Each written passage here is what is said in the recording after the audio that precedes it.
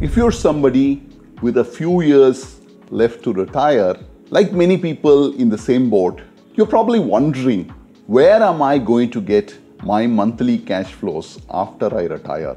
I'm sure this thought or this fear, so to say, is a valid fear. How do I live the same lifestyle in the long term? Will there be enough money in the kitty for me and family members to lead a life that we so desire? Are these running in your mind? If so, this video is just for you.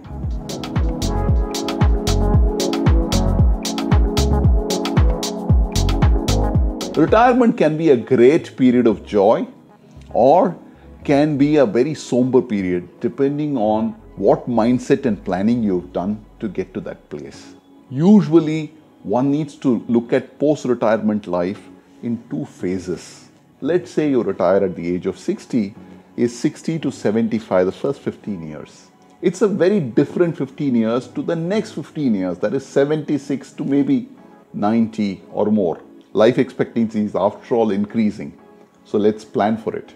The first 15 years, you're actually not so old. You're retired, you have time on your hand, and you want to do all your passions that you couldn't do while you were in the corporate ladder. So this is when you want to travel the world, see interesting places, do all interesting stuff. So the first 15 years is a period where you will need more cash flows to support you. After 76, usually people tend to slow down, they tend to have a more relaxed life, they're more homebound. To that extent, expenses does come down, although on an inflated basis, the number may not be very different from the earlier number. Having said that, how does one plan and what is the corpus that one needs to look at? Now, this question can be answered in two ways. The first way is to really go down and do specific numbers. There is no one size fits all. It's very customized. Each of us are very different from one another. So if we can work with individual person, his needs for cash flow, his current needs, it's an exercise by itself. Understand what their temperaments are, based on which you can find out what kind of a portfolio would suit them and therefore what kind of returns would come therefrom, and then work back to find out the corpus. This is the most ideal way to find a corpus. Having said that, is there a rule of thumb in this? Yes, like in many things, there is also a rule of thumb. The rule of thumb that I'm going to offer you is, for every 50,000 rupees per month of cash flow that you need, you probably need an investment worth about 1.2 crores. How does this come? We've assumed a factor of 5%. That's where the rule of thumb comes. At a 5% cash flow on your investments, having invested in a variety of different instruments, if you got, say, an 8 or a 9% overall weighted average return, then out of that, a 5% cash flow can easily be managed. What happens to the balance of 2 or 3%? The 2 or 3% additional money goes and gets reinvested into the corpus so that your corpus can continue to grow robustly, so that every 5 years, you can draw a slightly higher amount because, my friend, inflation is a reality. So that is not 50,000, it's for every 50,000. So if you have a need for 1 lakh of rupees every month, you need to have 2.4 crores as a rule of thumb. One of the problems with this rule of thumb is that it is not very specific. It doesn't take into account your passion for travel, your passion for your hobbies, and so on and so forth. So I'd urge you to follow the former method of doing a homework on this before you take your plunge. But any which way, please spend time and do it. And I can guarantee you, the anxiety that you have in your mind will disappear once you have the numbers in front of you. What are the places that one can invest to start generating a regular cash flow post-retirement? Broadly, there are 3 places one can look at. One is government guaranteed investment options. Now, these are investments under the ambit of what the government of India offers. So what it offers is a certain amount of safety. The principal amount will not disappear. You can be rest assured that they are very safe in that sense. What is the negative? The returns are reasonably poor.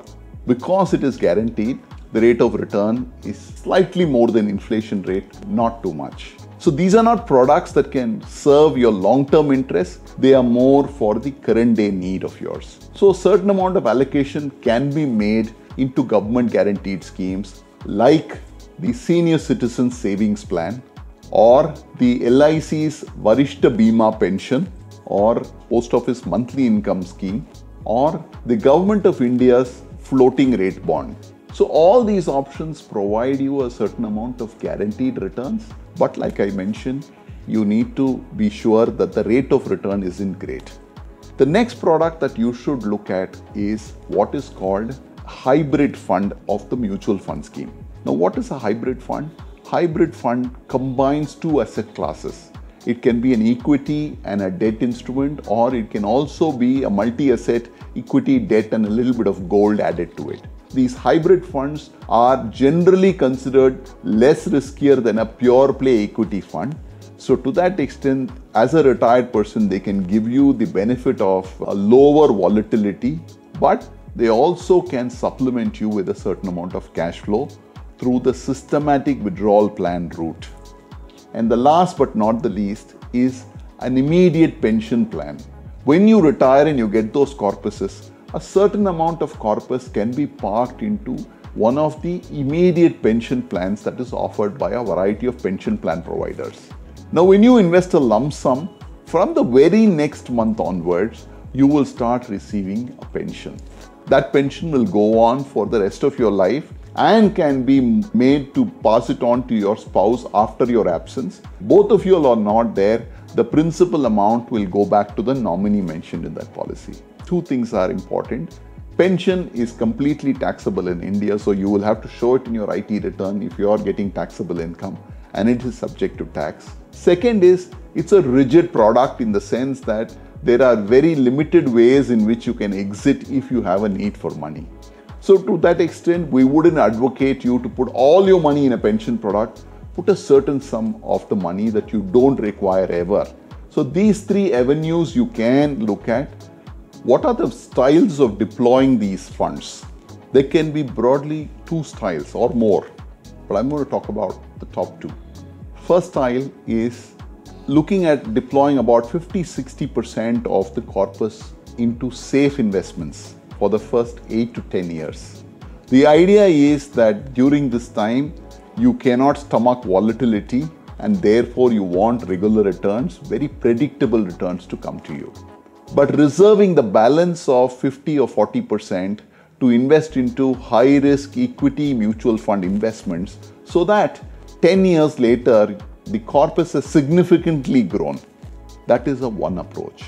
Second approach is going for a blended plan. Have both, but keep both of it in a certain limit and invest so that you can keep drawing from both the corpus from day one onwards. And over a period of time, your equity investments will do better and your debt investments will keep diminishing as time goes by. This is the second option. Both the options are good, there's nothing wrong with it, but they will depend upon a few factors. First is the temperament. Do you have the temperament to take high-risk investment and put it away for a 10-year period so that it can give you a multi-bagger at the end? Therefore, kind of protect your last 15 years of your life in a much better manner. Second, what is your cash flow need? Is your cash flow need high in the first 15 years or is it high in the second 15 years? The plan would need to be tweaked according to that need. Third and last, ensure that you have to take the kind of investment that provides you the return that you're looking at. So all these three factors play a significant role in the style of investment that one were to choose. Tips to getting successful cash flow post-retirement. First tip, it's never too early to plan your retirement. So start as early as you can. If you're already in your 50s, do it now. Second, prepare and plan for inflation. It's a reality. What you spend 50,000 today, 10 years later, you'll need ₹1,00,000 rupees. That's reality. So ensure that you factor in inflation into all your calculations. Third, build a certain amount of liquidity in your portfolio. We never know how life takes it. For medical emergencies or so, you will need money. You don't want all your monies to be locked up. Next, plan your cash flows in two tranches of 15 years, like we spoke about. The first 15 years, think of providing a little bit extra so that in your active life you can do more. Travel, pursue your hobbies, and so on and so forth. The next 15 years may be much lesser. Next, also see if there is something that's going to come by way of an alternate employment that you need. 60 today is not a very old age. There are lots of people continuing to do very limited work in their own time in a completely free environment, but earning a very limited salary. It could be a very limited amount. Every drop adds to the ocean. Last but not the least, temperamentally have a very good plan in place so that you could be comfortable and happy post-retirement and not carry your anxiety into your post-retirement life. Friends, these are very simple tools that help you plan and execute your long-term retirement cash flows. And I'm sure that you will have an awesome post-retirement life filled with happiness and joy. But you need to take a little bit of time now and plan for it.